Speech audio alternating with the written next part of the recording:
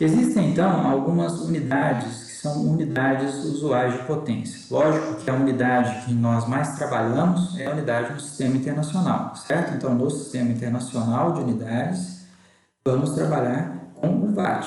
Aquela forma gama QH, se entrarmos com tudo no sistema internacional, ela vai fornecer a potência em watt. Mas podemos também trabalhar com unidades derivadas do watt, por exemplo, quilowatt, megawatt, certo? São unidades ali derivadas da unidade do sistema internacional. Mas existem algumas unidades que são usuais de potência, muito comuns também.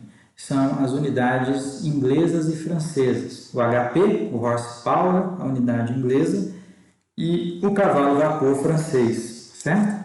Bom, o que seria, por exemplo, para a gente ter uma noção, um horsepower, a potência de 1 HP? Vamos imaginar um cavalo, então o histórico dessa unidade veio justamente disso aí. É a potência gasta por um cavalo para elevar a 30,48 metros, 100 pés, uma cesta de carvão, uma cesta de carvão de 149,7 kgf de peso em 1 minuto. Então, nesse sistema, a potência, a energia gasta pelo cavalo por tempo para elevar essa cesta de carvão com esse peso, subindo nessa distância, 30,48 metros, 100 pés, em 1 minuto, é a potência de 1 HP, certo?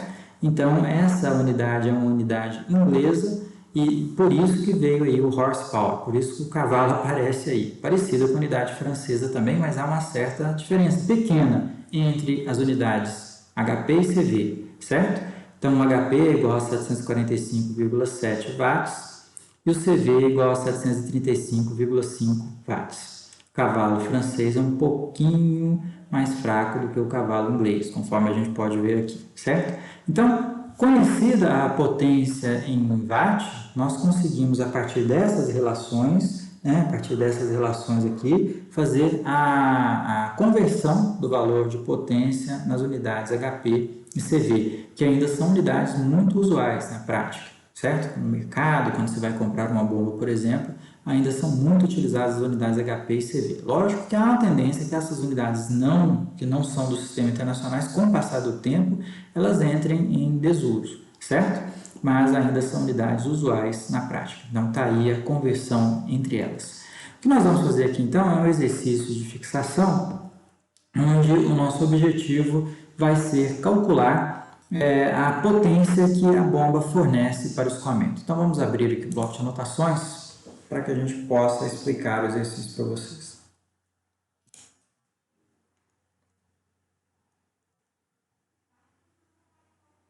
Então, o exercício aí pede qual é a potência que a bomba transfere para o escoamento, ou seja, em suma, ele está nos pedindo qual é a potência útil do sistema, qual é a potência que o escoamento efetivamente receberá da bomba, de forma que o canal deva ser alimentado com 3 litros por segundo. Então, esse é o nosso sistema, vou explicar aqui para vocês.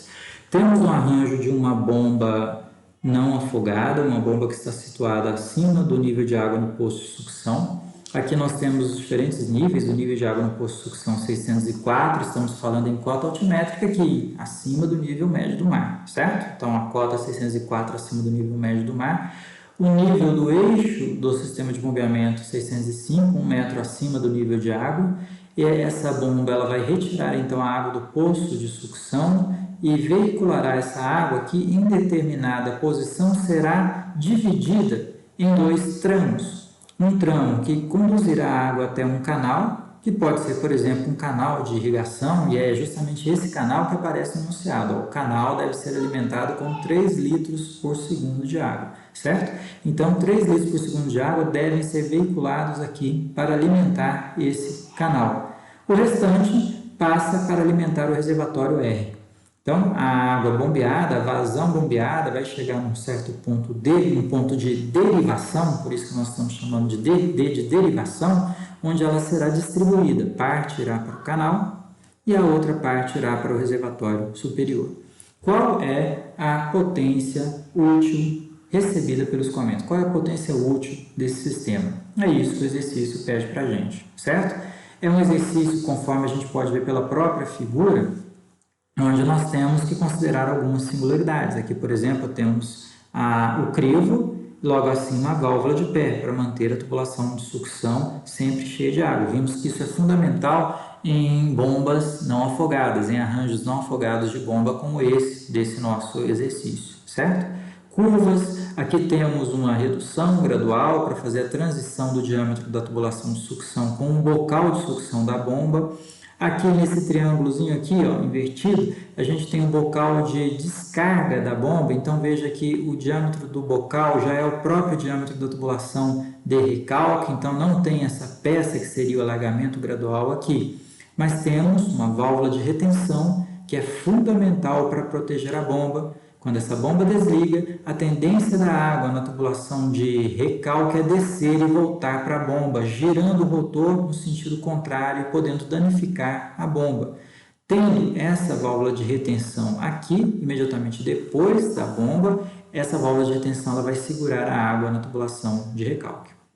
Da mesma forma, a válvula de pé segurará a água na tubulação de sucção, permitindo um novo ciclo de bombeamento, porque a tubulação de sucção ela precisa ficar cheia de água para que o bombeamento se inicie. Certo, pessoal? Essas questões teóricas nós já comentamos aí nas aulas anteriores. Temos aqui um registro de gaveta, essa singularidade. Temos aqui a peça que fará a mudança ou que fará a derivação do escoamento, dividindo o escoamento numa parte e outra. Essa peça é um T, então aqui no ponto D a gente vai ter um T. Aqui temos um registro, uma outra válvula, vamos considerar que seja um registro de globo, certo? Aquele registro que às vezes pode ficar parcialmente aberto para fazer uma regulagem de vazão. Então temos aqui o registro de globo e curvas de 90 graus e as saídas de canalizações, tanto para o canal quanto para o reservatório. Então precisamos considerar perdas de cargas localizadas nesse sistema. E precisamos, obviamente, considerar perdas de cargas distribuídas, porque os comprimentos das canalizações são comprimentos já grandes, né? Veja que o trecho D, ou trecho 1, que liga o ponto D até o canal, esse trecho aqui mais ou menos horizontal, ele não é exatamente horizontal, vocês podem ver, porque na cota do ponto D é 614 e a cota da saída da canalização é 615. Mas é uma tubulação que tem 300 metros de comprimento. Então, essa mudança não precisa de uma peça especial. A tubulação sobe, ou apoiada no terreno, ou enterrada, certo? Então, nesse desenvolvimento de 300 metros, ela subiu aqui 1 metro de tubulação. Então, para fazer essa mudança de direção inclinada, nem é uma mudança de direção, né? Ele segue nessa direção inclinada, ligeiramente inclinado o escoamento. Não é necessário nenhuma peça especial. Como aqui, por exemplo, a curva, que faz a mudança em 90 graus, por exemplo, tá? Então, mesmo que as cotas sejam um pouquinho diferentes, não é necessário nenhuma peça especial para fazer essa mudança de direção. Certo, pessoal? Bom, então temos ali um trecho de 300 metros, tem perda de carga nesse trecho, ela precisa ser considerada, ela não pode ser desprezada. Então, temos aqui nessa tabela do lado as características das canalizações, dos materiais que compõem os tubos. Então, do trecho D até o canal, da derivação até o canal, um comprimento total de 300 metros para um diâmetro de 75 milímetros, é o diâmetro desse tubo aqui, a partir da derivação. No trecho 2, que vai do ponto D até o reservatório superior, temos um comprimento total de tubulação de 200 metros, diâmetro de 100 milímetros, esses diâmetros já são diâmetros internos, certo? E o material é PVC. Do trecho que vai da bomba até a derivação, esse outro trecho, da bomba até a derivação, temos 50 metros de canalização, um diâmetro também de 100 milímetros e material PVC. E no trecho de sucção, trecho que antecede a bomba, um comprimento de 2 metros, um D de 150 milímetros, material PVC. Então, todo o material utilizado nesse problema é o PVC. Eu gostaria de chamar a atenção aqui para duas coisas. Veja que o comprimento total da sucção é pequeno quando comparado com os de recalque. Veja que o diâmetro de sucção é maior do que o diâmetro de recalque. Por que isso acontece, pessoal? Comentei na aula passada que é altamente crítica a perda de carga no trecho de sucção. O trecho de sucção é um trecho muito crítico porque as pressões do fluido já são pressões baixas. Veja que aqui as pressões são negativas nessa canalização, certo? Então, pressões muito baixas vão fazer com que a bomba tenha que fornecer mais energia para o fluido. Se a bomba recebe um fluido com uma pressão muito baixa no bocal de sucção, na entrada da bomba, essa bomba tem que fornecer mais energia para fazer o fluido atingir o seu destino, sendo veiculados pelos tubos de recalque, certo? Portanto, perdas de cargas muito grandes na sucção levam, na melhor das hipóteses, a um maior consumo de energia elétrica pela bomba. Na melhor das hipóteses. Por isso que o L é pequeno e por isso que o diâmetro é grande. É um diâmetro comercial maior do que do trecho de recalque subsequente, certo? Que aqui nós temos 100 milímetros e aqui 150 milímetros. É um diâmetro comercial a mais. Na pior das hipóteses, o que pode acontecer? Pode acontecer da pressão na entrada da bomba ser tão baixa a ponto de ficar menor do que a pressão de vapor, e aí acontece aquele fenômeno que nós comentamos, o fenômeno de cavitação. É um fenômeno que, além de prejudicar o bombeamento, ele estraga a bomba em um prazo muito curto. Então, aquela vida útil da bomba, ela ficaria muito reduzida com o fenômeno de cavitação, com a formação de bolhas de vapor de água e posterior explosão das bolhas em cima do rotor da bomba, certo? Então, na pior das hipóteses, teremos cavitação, certo? Então, é sempre importante fazer a tubulação de sucção pequena e colocar um diâmetro comercial acima da tubulação de recalque, certo? Por que um diâmetro comercial? Essa é a recomendação e recomendação prática. Eu não posso colocar 2 diâmetros comerciais, eu não poderia colocar aqui 200 milímetros em vez de 100, porque os diâmetros comerciais são assim, mais ou menos, pessoal. Aqui vem 25 milímetros, 30 milímetros, 40 milímetros, 50 milímetros, 75 milímetros, 100 milímetros, a partir daí, antigamente havia ainda tubulações de 125, creio que elas nem são fabricadas mais, certo? Mas de 100 ele já passa para 150, então 100, 150, aí começa a caminhar de 50 em 50 milímetros, 150 para 200, 200 para 250 e assim por diante, certo? Lógico que os tubos de PVC também não vão ter diâmetros muito grandes, né? Então teríamos aí diâmetros mais ou menos até 300 milímetros, diâmetros maiores aí já precisam ser tubos de outros materiais, certo? A pergunta então que se faz é por que então no tubo de sucção nós não colocamos um diâmetro maior aqui, ó. Se eu colocar 200 milímetros, eu vou ter uma perda de carga menor ainda. Isso facilitaria a chegada do fluido à bomba, certo? Fazendo com que ele não tenha uma pressão tão baixa assim. Aí nós entramos naquela questão de economia, né? De aquisição do material. Porque o tubo de 200 milímetros, ele é bem mais caro que o de 150. E o tubo de 250 é bem mais caro do que o de 200. Então, não é um aumento proporcional ao diâmetro, né? O aumento do custo é bem maior do que a proporção com o diâmetro, certo? Então, a regra prática indica que se coloque um diâmetro comercial acima do recalque justamente para que a tubulação de sucção não fique muito cara. Então, isso é simplesmente uma regra prática que nós adotamos nos projetos de engenharia, certo, pessoal? Bom, então temos aqui a explicação das tubulações. Vamos ver nessa imagem do lado o que nós temos na chegada da bomba. Então aqui nós temos um detalhe da bomba, certo? Nós notamos nessa primeira parte da bomba, analisando na tubulação de sucção, vou fazer aqui um destaque, ó. Na tubulação de sucção, na entrada da tubulação de sucção com o bocal de sucção da bomba, então essa parte aqui onde estou passando o cursor é o bocal de sucção da bomba, nós temos uma peça que é a redução gradual, para fazer a transição do diâmetro de sucção com o diâmetro do bocal de sucção da bomba, certo? Então, nós temos aqui uma redução gradual.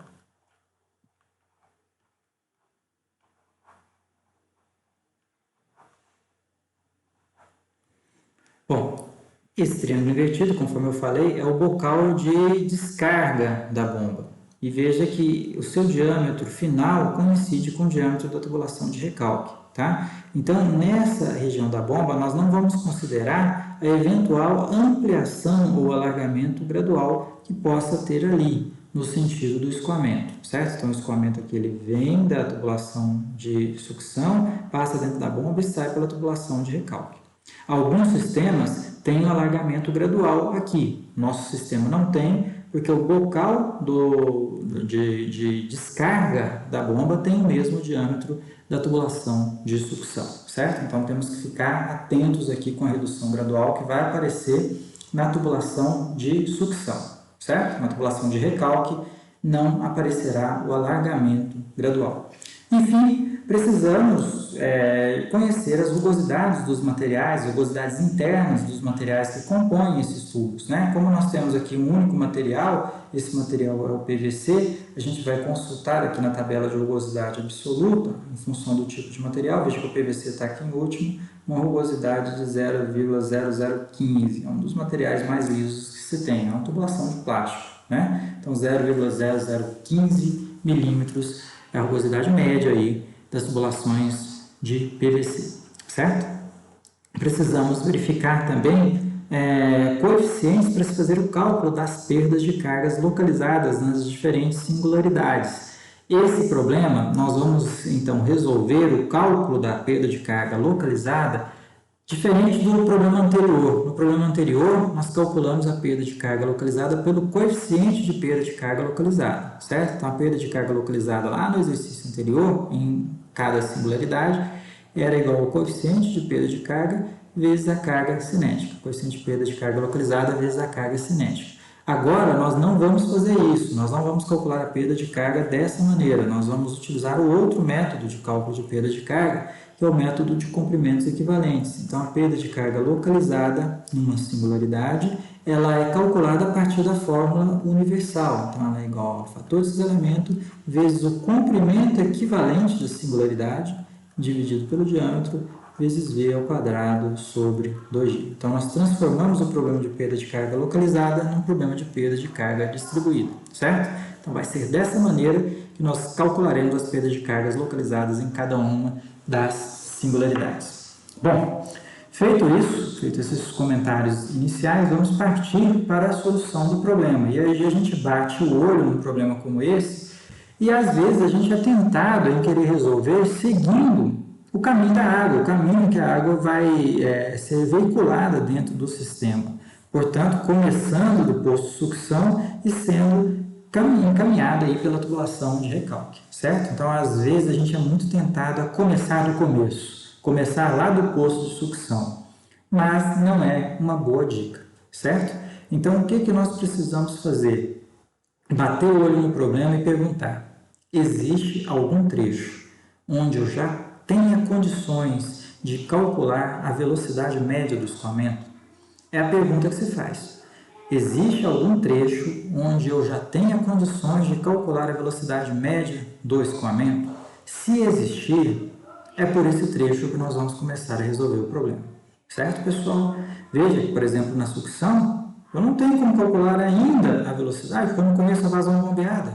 A vazão bombeada não é conhecida, certo? No trecho da bomba até o ponto D, idem. A vazão da sucção é a mesma vazão que vai passar até o ponto D. Ela não é conhecida, não sendo conhecida a vazão, não conheço o valor da velocidade. Do ponto D ao ponto R também não sei qual é a vazão que é transferida ainda para o reservatório, certo? Então, estes são trechos pelos quais nós não vamos iniciar nosso problema.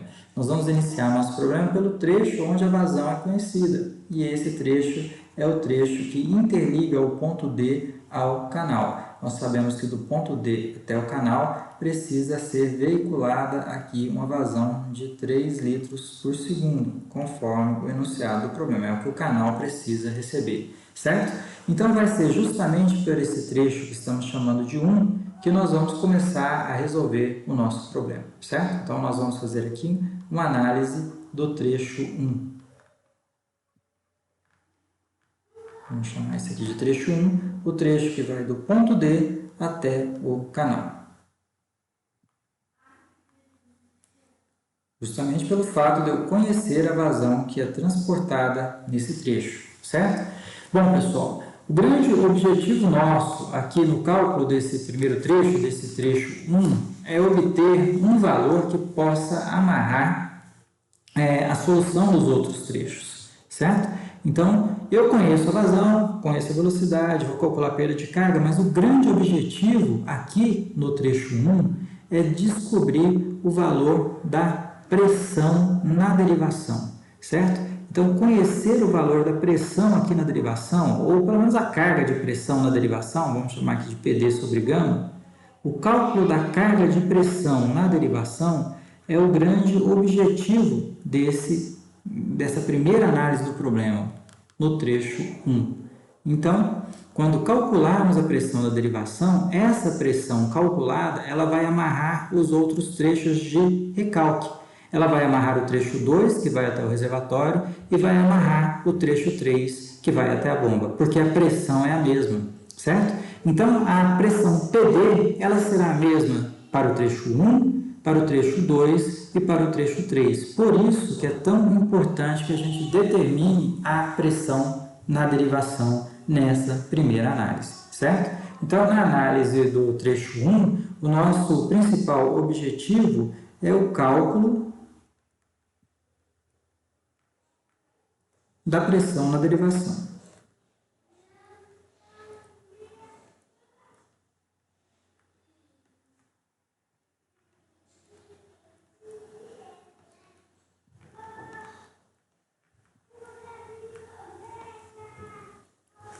Certo, pessoal?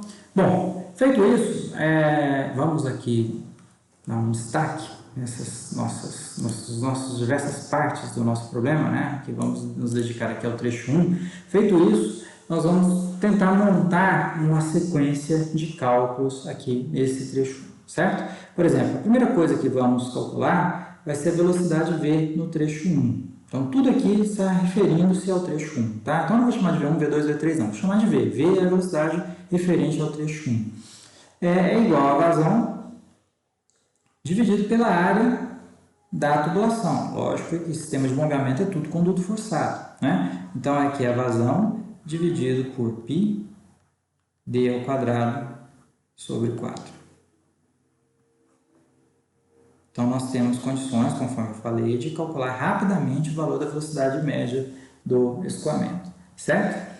Calculada a velocidade média do escoamento, na sequência a gente pode calcular o fator de cisalhamento F.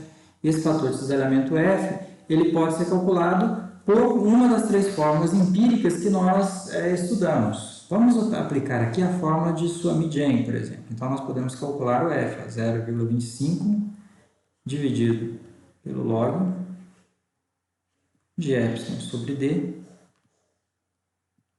dividido por 3,7. O epsilon dividido por 3,7d mais 5,74 dividido pelo número de Reynolds elevado a 0,9.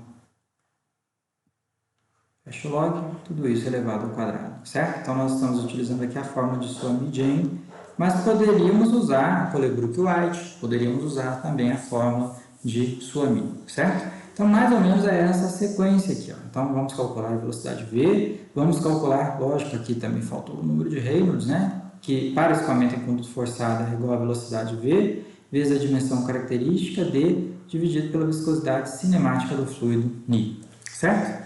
Calculado o F, a gente pode já calcular a perda de carga distribuída, mas nós vamos embutir a perda de carga distribuída juntamente com as perdas de cargas localizadas. E para isso é importante que a gente então determine quais são as singularidades presentes nesse trecho. Pegando o escoamento de montante para jusante, o nosso trecho ele começa então com um T. É a singularidade ali presente no ponto D, certo? Nós temos ali um T, a singularidade presente nesse ponto D. Esse T, ele vai ser um T, conforme nós observamos aqui, ó, existem três tipos de T's, certo? Na nossa tabela. Qual é o T do nosso problema? É um T saída lateral, certo? Então, nós temos aqui um T de saída lateral.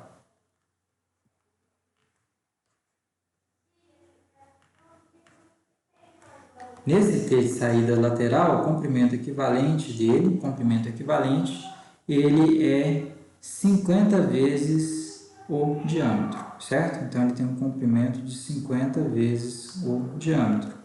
A tabela de comprimentos equivalentes é quantas vezes maior do que o diâmetro, é uma constante vezes o diâmetro. Então, o número que aparece aqui é o número da constante. certo? Então, um comprimento equivalente a 50 vezes o diâmetro. O que é esse T saída lateral? Vamos verificar aqui no esquema do T. Tem uma singularidade assim.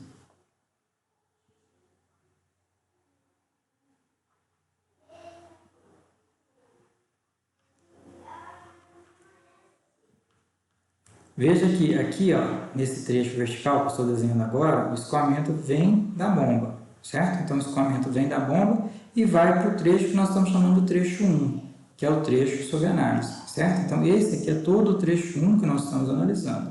O trecho que vai descarregar lá no canal, que vai descarregar água aqui no canal, certo? Então, esse é o nosso trecho 1. Por que o T é chamado aqui de T de saída lateral? Porque a água ela sofre uma mudança de direção do seu escoamento em relação à sua origem. Ela está vindo lá da bomba e ela vai ter que sair pela lateral para entrar no trecho analisado, certo? Então, temos aqui um T de saída lateral, por isso que ele é chamado T de saída lateral. Se fôssemos analisar o trecho de cima, esse trecho aqui, ó, que vai lá para o reservatório superior, seria um T de passagem direta, porque a água vem da bomba e passa direto pelo T, certo? Como o trecho analisado é onde o fluido faz uma curva para entrar no trecho, ele tem um comprimento equivalente diferente. Ó. Então, veja que o T saída lateral, ele tem um comprimento equivalente maior do que o T passagem direta, porque para fazer essa mudança de direção, o fluido sofre maior perda de carga, certo? Então, na sequência, temos o T saída lateral, aí depois, ó, quase lá no final da tubulação, nós temos outra singularidade, que é o registro de globo, certo? Então, nós temos ali o registro de globo, vamos considerar esse registro de globo aberto, tá? Então, temos ali ó, um registro de globo.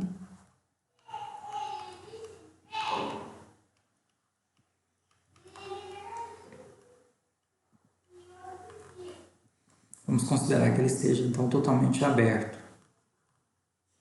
Que o registro de globo ele pode funcionar parcialmente aberto para fazer regulagem de vazão. Nesse nosso exemplo, ele permite que toda vazão seja veiculada para o canal, certo? Então, nós temos aqui um comprimento equivalente que a gente pode obter da tabela. Vamos procurar aqui, ó, registro de globo aberto 350 vezes o diâmetro. Por que o comprimento equivalente do registro de globo é tão grande assim, pessoal? Por exemplo, quando a gente compara lá com o do registro de gaveta, cadê o registro de gaveta aberto? 8 vezes o diâmetro, o registro de globo aberto 350 vezes. Vamos lembrar que para passar dentro do registro de globo, o fluido precisa fazer aquele zigue-zague, né? Para passar lá dentro dele. E nessa trajetória de zigue-zague, ele perde muita carga energética, muita dissipação de energia em função da turbulência verificada internamente nessa peça, certo? Por isso que o comprimento equivalente dele acaba sendo maior, o que vai refletir numa maior perda de carga localizada nessa peça aí. Tudo bem até aqui, pessoal? Após o registro de globo, nós temos a saída de canalização, certo? Então, aqui está o registro de globo e logo depois a saída de canalização. Então, temos que considerar essas saídas de canalizações também. A saída terá um comprimento equivalente, conforme podemos observar aqui. Vamos ver se a gente acha saída de canalização. Saída de canalização, 35 vezes o diâmetro. Comprimento equivalente, 35 vezes o diâmetro.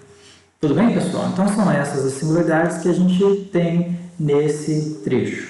Feito isso, como que nós vamos trabalhar? Nós vamos calcular a perda de carga total no trecho, certo? Então, a perda de carga total no trecho, que é a perda de carga do ponto D até o canal, vou chamar aqui de CAN, que é a perda de carga total, ela é calculada pela fórmula universal da perda de carga. Portanto, o fator de cisalhamento, vamos ver que nessa altura do campeonato o fator de cisalhamento já foi calculado, certo? Vezes o comprimento total da canalização, comprimento linear da canalização, estamos chamando desse comprimento de L, no caso aqui são esses comprimentos fornecidos pela tabela, do D até o canal, 300 metros, mais a soma de todos os comprimentos equivalentes verificados nas peças. Então, nós vamos somar aqui também todos os comprimentos equivalentes dessas singularidades.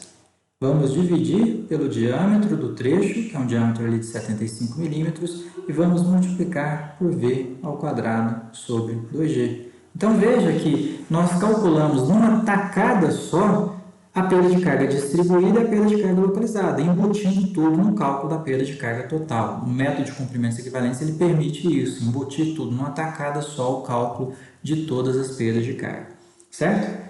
Aplicado, então, e conhecido, uma vez que o valor da perda de carga total no trecho é um valor conhecido, nós vamos aplicar a equação de Bernoulli entre duas seções. E a partir da equação de Bernoulli, nós recuperamos a carga pisométrica, certo? Então, na sequência, ó, a gente aplicará a equação de Bernoulli entre as seções D e uma seção que eu vou chamar de S1, tá? Entre as seções D e S1, a saída do primeiro trecho, certo? Quais seriam essas seções? Ó, vamos pegar aqui essa figura que fica melhor para a gente enxergar. A seção D é uma seção localizada lá no T, no nosso T, que é o início do trecho. Mas eu vou pegar de forma conveniente uma seção D situada imediatamente na entrada da tubulação que tem o diâmetro considerado 75 milímetros, ou seja, imediatamente na entrada da canalização 1, certo? Então, esse ponto aqui é o nosso ponto D. Ah, por que você não pega o CG do T? CG do T é uma bagunça total, uma turbulência total, certo? Parte da água vem para um lado, parte da água vem para o outro, tem muito turbilhonamento, recirculação, então é muito mais conveniente a gente deslocar alguns centímetros e pegar a seção D na entrada do trecho, certo? Por isso que nós vamos pegar como seção D essa seção na entrada do trecho. E vamos pegar aqui, ó, a seção imediatamente na saída, porque temos uma saída em forma de jato livre, como sendo aquela seção S1, certo? Então, a seção D e a seção S1. O que acontece, por exemplo, com a carga cinética na seção D e na seção S1, pessoal? Na seção D, o fluido passa com a velocidade média V, né? Então, o fluido tem aqui uma velocidade média V. Como não há mudança de diâmetro e nem entrada e saída de água entre as duas seções, a velocidade na saída é a mesma velocidade V, que vai levar uma carga cinética igual nas duas seções. Essas cargas cinéticas vão acabar sendo eliminadas da jogada, certo? Bom, então, definidas as seções transversais, vamos montar ali a equação de Bernoulli entre elas. Vai ficar assim, então, sempre a equação de Bernoulli, outra coisa importante, ela é montada de montante para jusante, sempre no sentido do fluxo, certo? Portanto, da seção D até a seção S1. Tudo bem, pessoal? Vamos lá, então. Bernoulli entre as seções D e S1. PD sobre gama mais VS1 ao quadrado sobre 2G mais Z1 igual a PS1 sobre gama mais VS, aqui é VD, né? Eu chamo de VS1 aqui, ó, só para ficar mais certinho, pessoal. VS1 lá do outro lado, aqui é VD, tá? Aqui que é VS1, VS1 ao quadrado sobre 2G mais Z1, ZD, né? E aqui ZS1, certo? Mais a perda de carga, que é essa perda de carga total. Vamos lembrar que a equação de Bernoulli ela relaciona já a perda de carga total no sistema, certo? Ou naquele trecho. Mas a perda de carga total. Então, o que acontece com algumas parcelas dessa equação? Veja que a pressão PD sobre gama é justamente aquilo que a gente precisa descobrir. Vamos lembrar que o objetivo dessa análise é calcular a pressão na derivação. Então, é justamente o que nós precisamos descobrir. Ela não é zero, o ponto D está dentro da canalização, então não é pressão nula, certo? Mas é nula PS1. Haja vista que o fluido ele está em forma de jato livre na seção. É uma seção imediatamente na saída da tubulação, portanto, aberta para a atmosfera. Há uma saída de fluido na forma de jato livre. A pressão do jato é igual à pressão atmosférica, certo? Bom, o que acontece também é que o VD e o VS1 são iguais, certo? Porque nós temos o mesmo diâmetro. Então, as cargas cinéticas acabam se igualando. E dessa maneira, temos todas as condições de calcular a carga de pressão no ponto D, uma vez que a perda de carga já foi calculada anteriormente. A perda de carga total já foi calculada anteriormente. Então, nós vamos isolar aqui, ó, o PD sobre gama, ele vai ser calculado como sendo o valor do ZS1 menos o valor do ZD mais a perda de carga total verificada no sistema. Essa equação ela é importante para nós na análise desse trecho, certo? Essa equação e outras equações que são úteis para a nossa análise aí. Essa equação é muito importante na análise desse trecho e todas as outras equações anteriores aqui, certo?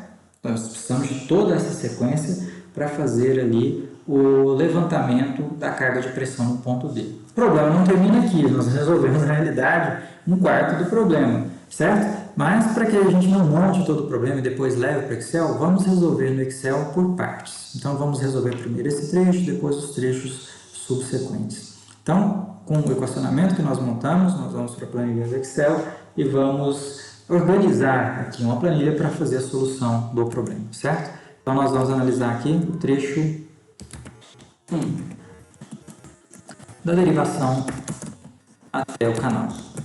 Trecho da derivação até o canal, certo? Comprimento da tubulação nesse trecho, vamos ver lá, 300 milímetros, agora fugiu, vamos olhar aqui de novo.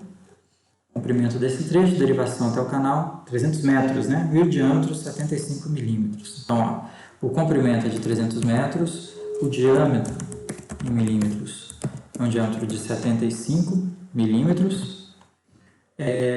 Já vamos pegar aqui a rugosidade, eu vou chamar de E para não ter que transformar lá para 5, tá? Mas esse é o epsilon, é a rugosidade absoluta do material.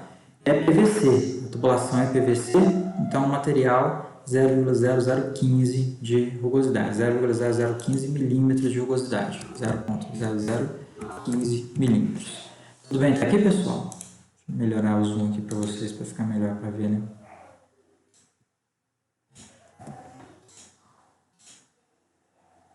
Melhorou um pouquinho, né? Muito bem. Precisamos também levantar as constantes dos comprimentos equivalentes, né? Das diferentes singularidades. Então, vamos lá. Essas constantes dos comprimentos equivalentes são aquelas verificadas para o T, saída lateral, né?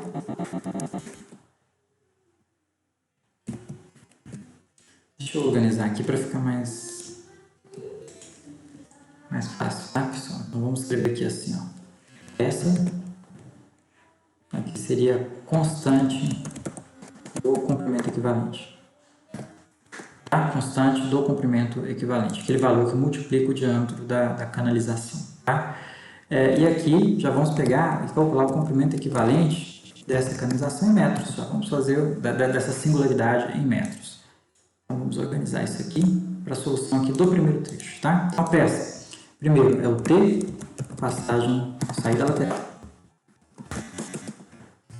T, saída lateral, certo? A constante do T, saída lateral, conforme a gente pode observar lá na tabela, é 50 vezes o diâmetro, certo? Então, nós temos ali um comprimento equivalente de 50 vezes o diâmetro. Então, já podemos computar esse comprimento equivalente. É 50 vezes o diâmetro da tubulação, 75 milímetros. Só que eu não vou computar o comprimento equivalente em milímetros, né? A gente precisa computar em metros. Então, a gente divide por 1000. Então, olha aqui, a análise é a seguinte, ó. A perda de carga verificada no T saída lateral é a mesma perda de carga verificada em 3,75 metros dessa tubulação. Então, se substituíssemos o T por 3,75 metros de tubulação de PVC de diâmetro 75 milímetros, a perda de carga seria a mesma daquela verificada no T. Ou seja, o problema foi transformado em problema de perda de carga distribuída, certo? Então, aqui fica o valor do comprimento equivalente da primeira singularidade. Depois, tem o registro de globo aberto. Registro de globo aberto, ele tem como a constante 350 vezes o diâmetro, que vai levar, então, o comprimento equivalente 350 vezes o diâmetro, dividido por 1000, para fazermos a transformação em metro. 26,25 metros de canalização. É uma perda de carga equivalente àquela verificada em 26,25 metros de canalização, certo? Finalmente, a saída de canalização na saída é 35 vezes o diâmetro, e aí a gente tem o valor do comprimento equivalente, 35 vezes o diâmetro, dividido por 1000, para transformarmos em metro, 2,65 metros, certo? Então, nós temos aqui a soma dos comprimentos equivalentes, nem vou pôr a soma aqui dos comprimentos equivalentes, né? Já vamos deixar essa soma no termo final da equação. Feito isso, nós vamos fazer o cálculo, aqui já podemos colocar nesse trecho a vazão como sendo conhecida, né? Então, a vazão ela é dada em litros por segundo, a vazão ela é dada em litros por segundo, 3 litros por segundo, alimentação do canal. Aqui já vamos começar a fazer os cálculos, então, da velocidade em metros por segundo. Vamos calcular primeiro a área da seção em metros quadrados. Na sequência, a velocidade do escoamento, velocidade média do escoamento em metros por segundo. Na sequência, vamos calcular a rugosidade relativa da tubulação, a relação entre o epsilon e o d, depois o número de Reynolds e depois o fator F de cisalhamento. Então, a próxima sequência de cálculos nossa vai ser essa aí, tá? Muito bem. Vou deixar aqui. Então, a área da tubulação é π vezes o diâmetro ao quadrado. O diâmetro ele precisa ser convertido para metros, né? Sobre 4. A velocidade, aplicando a equação da continuidade, a velocidade é igual à vazão, mas veja que essa vazão está em litros por segundo, então eu preciso transformá-la para metro cúbico por segundo, então tenho que dividir por 1000, certo? Dividido pela área da seção transversal. Então vamos ter uma velocidade de 0,68 metros por segundo nessa canalização. Rugosidade relativa, relação entre a rugosidade absoluta e o diâmetro interno. Veja que eu já vou pegar em milímetros, porque a rugosidade relativa a epsilon sobre d é uma dimensional. Então, eu peguei a rugosidade absoluta em milímetro e dividi pelo diâmetro em milímetros. Esse é o valor da rugosidade relativa da tubulação.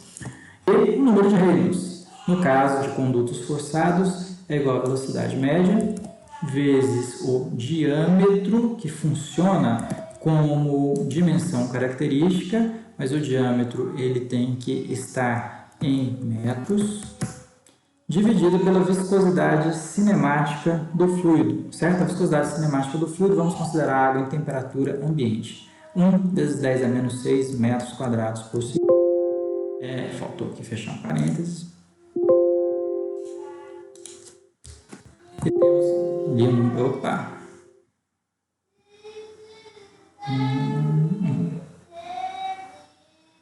Não.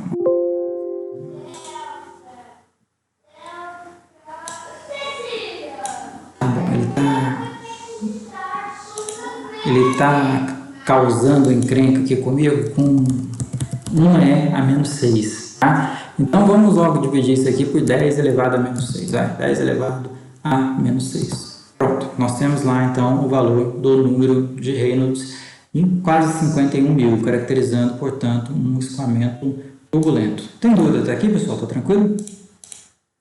Bom, fator de cisalhamento. Esse fator de cisalhamento ele vai ser calculado pela fórmula de Suomi-J, uma das opções que nós temos, certo? Nós temos mais duas opções, ou a Colebrook-Wright ou a fórmula de Suomi. Então, vamos aplicar nesse problema a fórmula de Suomi-J. O fator de cisalhamento, então, é igual a 0,25 dividido pelo log, logaritmo na base 10, de epsilon sobre d, dividido por 3,7, mais 5,74, dividido pelo número de Reynolds elevado a 0,9, e esse log elevado ao quadrado. Fator de cisalhamento 0,0208. Conforme nós já comentamos, a ordem de grandeza normal é na ordem de 10 a menos 2, conforme a gente tem aqui, certo? Finalmente, vamos calcular a perda de carga total, do nosso sistema. Essa perda de carga total, ela já é calculada via fórmula universal da perda de carga, certo? Então, a perda de carga total, FLD V ao quadrado sobre 2G, o F calculado. O L é o comprimento total da tubulação, o comprimento linear total, mais a soma dos comprimentos equivalentes, certo? Então, nós vamos somar os comprimentos equivalentes das singularidades, mais a soma desses comprimentos equivalentes. dividido pelo diâmetro, o diâmetro está em milímetro, vamos transformar para metro, vezes a carga cinética, V ao quadrado, dividido por 2G. E temos ali, então, a perda de carga total de 2,16 metros verificados naquele trecho. Certo? Feito isso, já calculado todos esses fatores, nós vamos partir para o cálculo da nossa carga piezométrica no ponto D. É pegar as cotas dos pontos, né, e a diferença da cota entre os pontos e somar com o valor da perda de carga total. Então, vamos lá. Vamos colocar aqui, então. Cota do ponto D, metros. Cota ponto S1, metros. E, finalmente, a carga piezométrica, seria o PD sobre o gama. Vamos escrever aqui de forma mais grosseira, tá, pessoal? Só para a gente agilizar o nosso trabalho aqui, tá? PD sobre gama, ou a carga piezométrica no ponto D. Opa, nem tanto assim. Esses valores aqui, ó, a cota do ponto D e do ponto S1 são dados do problema, então eu vou deixar aqui de preto, para só deixar de azul aquilo que é calculado, certo? Então a cota do ponto D, se não me engano é 614, vamos olhar lá, 614 e do ponto S1 615. 614, do ponto S1 615. E, finalmente, vamos aplicar aquela fórmula e calcular a perda de carga. Então, a cota, essa fórmula aqui, tá? ZS1 menos ED mais a perda de carga total. Então, ZS1 menos ED mais a perda de carga total, 2,16 metros. E, finalmente, temos o valor da carga de pressão no ponto de derivação, 3,16 MCA. Se quisermos recuperar a pressão em Pascal, certo? Basta a gente pegar a carga de pressão e multiplicarmos pelo peso específico do fluido. No caso, a água em temperatura ambiente, 9.810. Então, uma pressão de 31.000 Pascal, ou uma pressão em kPa,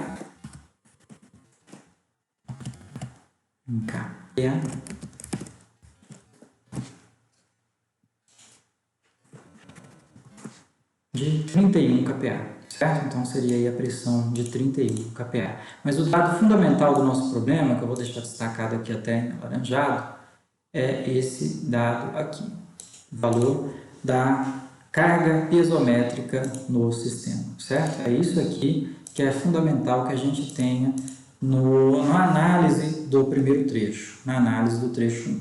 Tudo bem até aqui, pessoal?